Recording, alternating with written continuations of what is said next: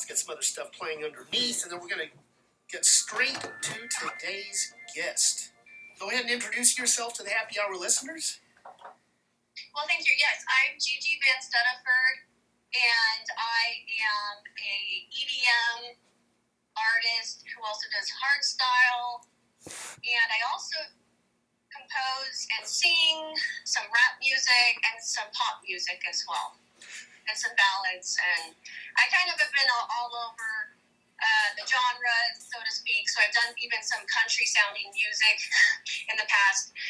I just have fun with it and see, what goes with a song. I even have like a more child-like song, like aimed at children, for instance. So kind of a little bit of variety. I like that. Versatility. That's the word I like to use. Yeah. Thank you so much. And then I believe it was French Vanilla. That's how you were pointed to me, or you checked out her most recent appearance on the show. So yeah, it's always nice to get new guests through my other guests, and it's always nice when people get referred. This is the heart of the show, the guests. So now you're on the West Coast.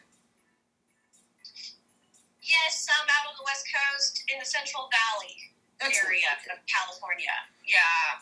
Mm-hmm. Yeah, California, there are so many good things about it. Yeah, there's bad, whatever, not to get into all that stuff. But, the Valley, I've lived basically the Oroville, Chico, Sacramento area. Moved to the Bay for a little bit. But there's a great variety of things to do here and ways that could impact approach as a music creator. Have you had that aspect be part of what's forged your sound, or?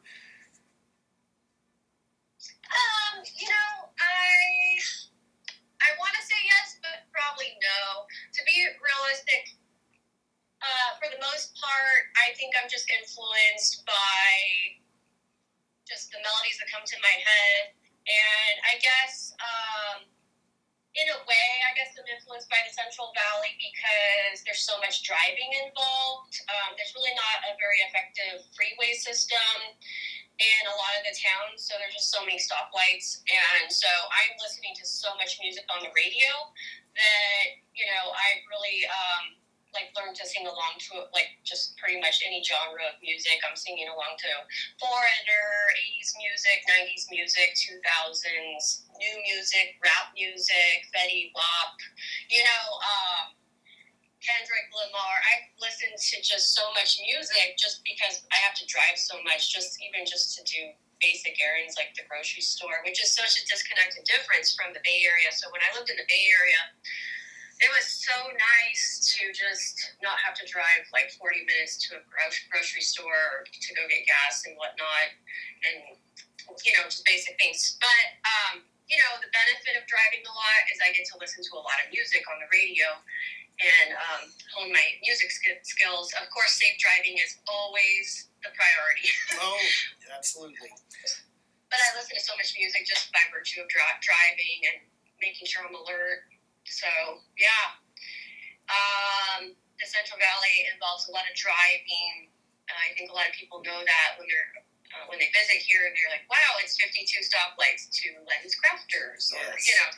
And I hear a lot of that, and I'm like, yeah, such a difference from the Bay Area where it's like each freeway ramp has everything you need, pretty much.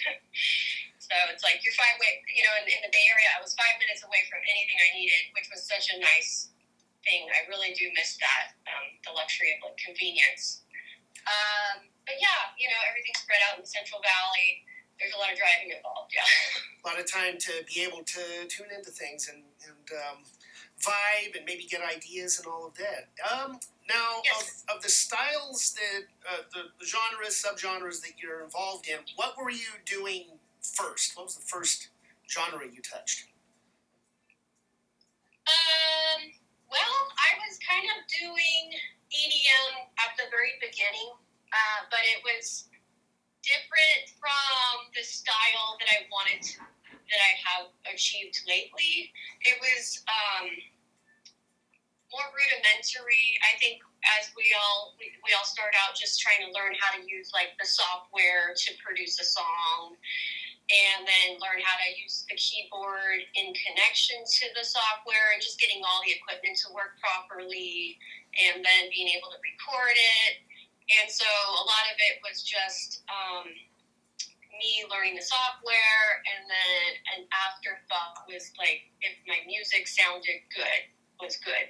And then I started realizing I really like the piano a lot. So most of my songs have a lot of piano. And the more piano I put into them, a lot of times I've learned that's how I create the melodies is through like piano, play, just being on the piano and doodling around on the piano basically with different melodies that are in various key signatures. And then I put words to the melodies. And over time, I got really into synths, and I had a lot of fun with. I want to say I started out with Reason software. I don't know if you've heard of Reason. That's my main one. I have done decades of stuff in Reason. I pay for the subscription and all that. Yeah, I do EDM as well. Oh, wow, good for you. Love it. I know you're extremely talented, and I'm so happy I've connected with you. It's such an honor to be on your show, by the way. And backing up, you were mentioning French Vanilla. I met her at DVC, so that's where I took some classes to learn how to use Reason software. And then I've taken a lot of like night classes because I was busy during the day with other things, and so it was just a hobby, but I had always like kind of in the back of my mind thought, okay, I could make a living at this if I just try hard enough and I put my mind to it. And I still believe that. So it's just it is about getting opportunities as well. I've learned that too, that just having talent alone doesn't get you anywhere. So of course. Yeah, you know that too, huh? Yeah, it's like getting the exposure is now the hardest part. Because like even just like the internet algorithms, they're really more designed for people that already have an online audience now. They're not really they're not that helpful at gaining an audience unless you can directly message people, but you don't want to be like spamming people. So it's like one of being able to like use hashtags that work. And I'm always trying to figure out that, and I don't think I'm good at it right now, the whole marketing end.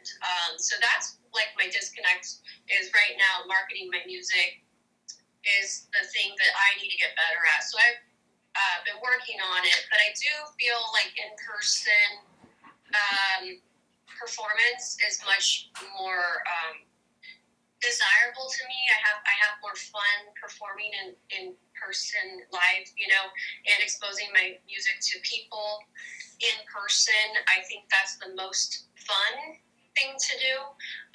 The online thing feels impersonal, and it is full of some fake, some fake kind of stuff out there where there's people that definitely are a little on the fake side, but no.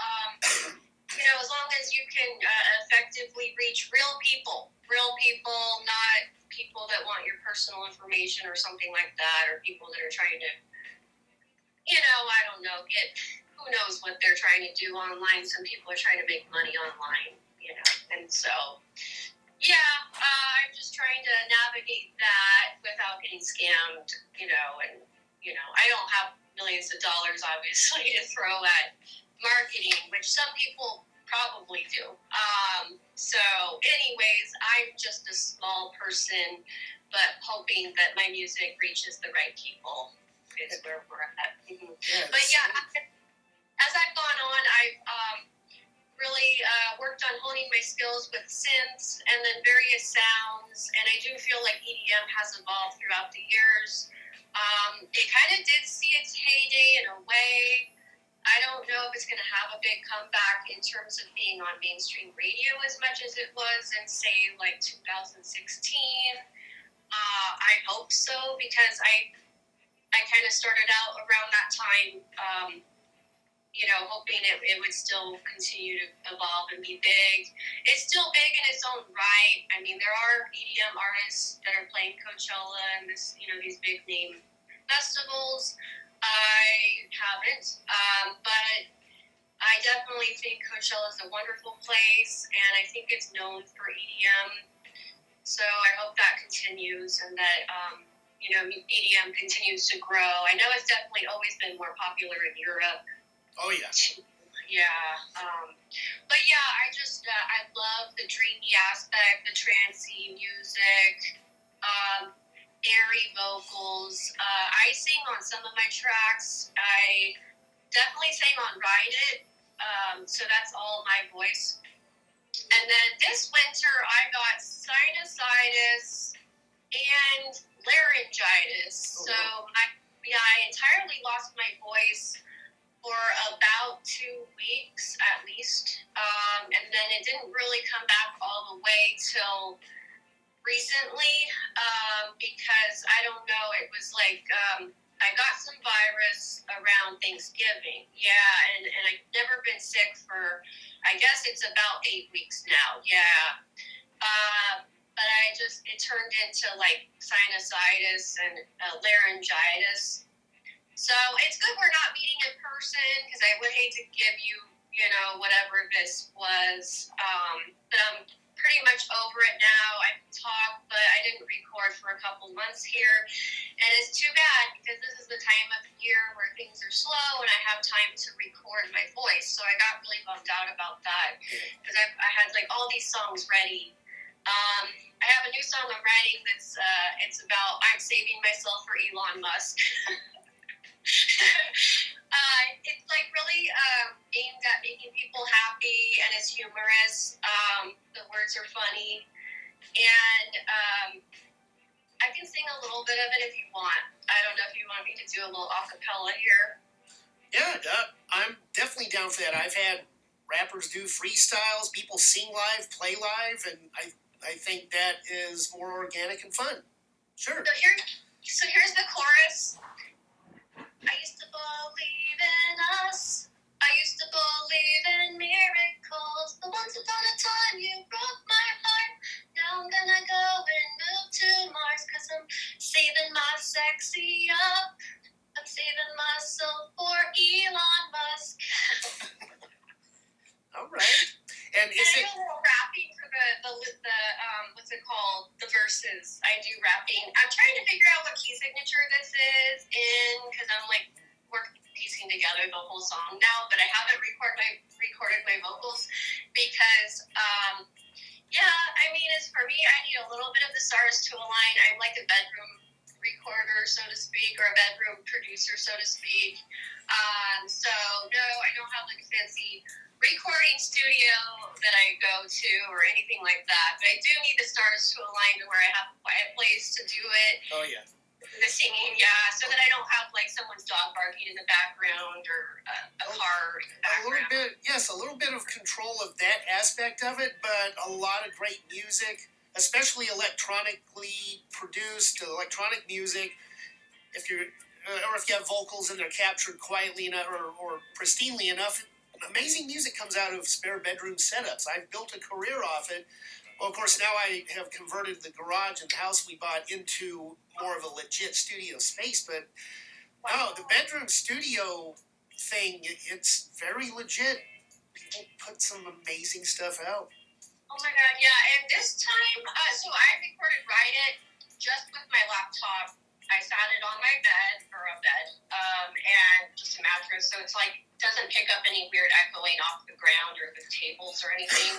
And I literally used the microphone that's built into the laptop. Mm-hmm. Yeah, and all I did was use Ableton, so the whole thing is my vocals sung into a laptop microphone that's built into the laptop already. Yeah.